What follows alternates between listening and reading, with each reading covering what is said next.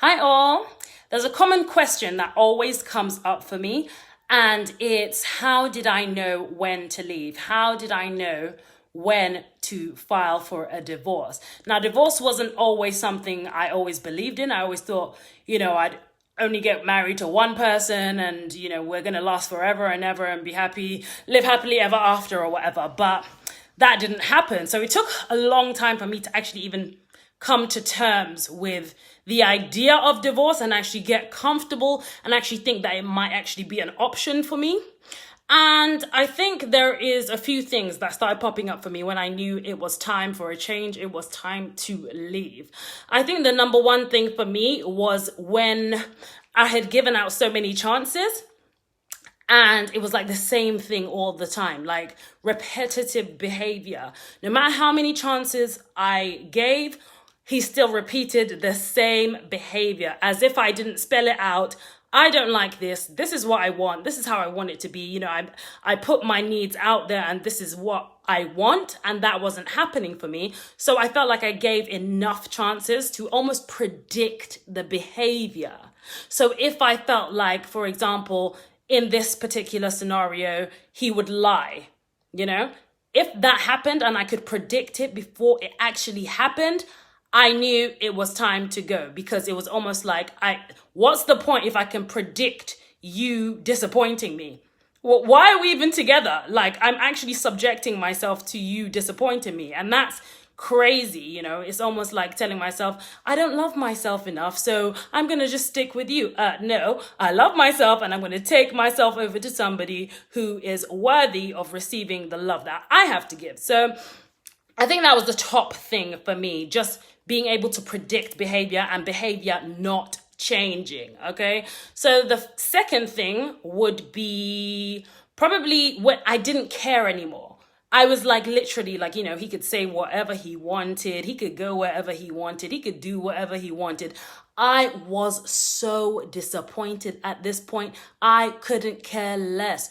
Do what you want. Go where you want, be who you want to be, go be with whoever you want to be, do what you like. I don't care. I don't care about your well-being. I don't care about where you're at. I don't care anymore. Like I'm fed up with caring, I'm fed up of wanting the best for you when you don't want the best for yourself, I'm fed up of giving you chances. I'm just fed up, when you just fully don't care about what happens, about the relationship, about their well-being, their health, their prosperity, their career, like it's time to go. Okay. So that was the second thing for me. Another thing was when I think the insults, insults, like when we would have a fight, for example, if it wouldn't just stay within the grounds of the fight, of what we're actually arguing about and actually trying to sort it out, if it would result into insults about like me personally, what I look like, or, stuff about my family or friends, or like just not really staying on the topic, your low blows is what I mean. So for example, if we would fight, he would always say things like, oh, you're not as good as my ex-girlfriend, oh, you think you're so beautiful, oh, you should have seen all of my exes are beautiful, or this kind of thing. So trying to almost say, girl, you're not that special kind of thing. So that was another thing to pick up on. Also, I had polycystic ovarian syndrome, which meant that I used to get a lot of facial hairs. So he always knew that I felt a bit, self-conscious about that, my beard hairs. And, if it was a fight, for example, he would try and put me down, oh, look at your chin, you're just like a man or something like that, trying to put me down kind of thing, trying to cut me down. You might have examples of whether they're talking about your weight or, your parenting, the way you do certain things, that kind of thing. Just somebody just really trying to cut you down. Your decision making, let's say you made a business decision and it went wrong, for example, they wouldn't let it rest, or they'd bring it up and say, look, you made this mistake, you made that mistake in 2005 or whatever. That's the kind of thing that they'll start doing, just trying to tear you down. That's never a good sign. If a partner is all too comfortable with tearing you down personally, how you look, your decision making, your weight, your looks, like whatever, it is time to go. Okay, so another point that I would say if it's time to go is, I think all in all, it would just be abuse.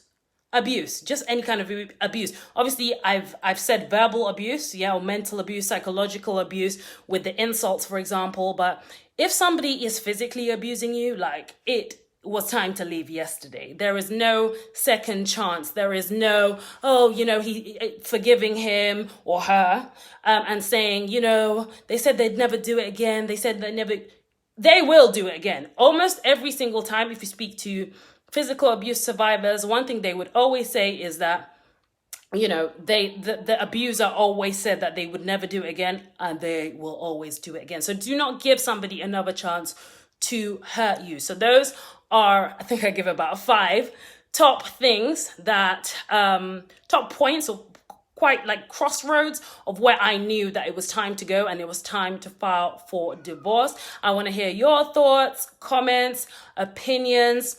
Also, if you're interested in doing a one-to-one session with me, you can book yourself an appointment in my bio. Thanks for listening.